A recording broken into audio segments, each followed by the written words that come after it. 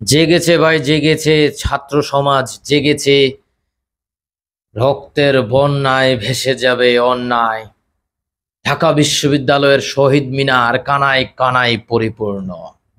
এই ছাত্র সমাজ অনেক দিন চুপ ছিল এবং তারা যথেষ্ট ধৈর্যের পরিচয় দিয়েছে একদম প্রথম থেকে।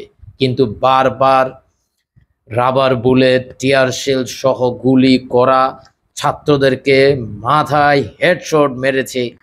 মুগ্ধ আমার ভার্সিটির স্টুডেন্ট বিউপিতে ভর্তি হয়েছে এবং ছাত্রদের পানি লাগবে পানি বলা সেই সেই স্টুডেন্ট, তাকে হেডশট করে মারা হয়েছে।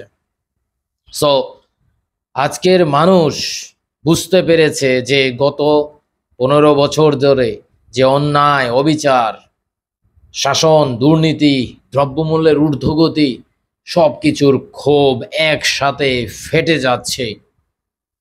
এই স্রোতে কি হতে যাচ্ছে বাংলাদেশে? সরকার পরিবর্তন হয়ে যাবে? আপনাদের কাছে কি মনে হয়? ছাত্ররা এখনো সরাসরি ঘোষণা দেয়নি, তবে অসহযোগ আন্দোলন চলছে, চলবে বলছে। গ্যাস, বিদ্যুৎ বিল, ব্যাংক শুধুমাত্র রবিবার বন্ধ, খোলা থাকবে, শুধু খোলা থাকবে রবিবার।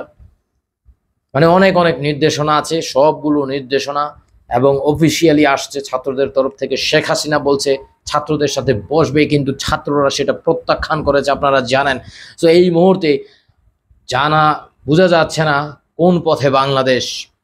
অবশ্যই ছাত্ররা একদম নিরাপদ সড়ক আন্দোলন থেকে শুরু করে আর আজকের ছাত্র নাগরিক গণ অভ্যুত্থান নাম হয়ে গেছে এতক্ষণে।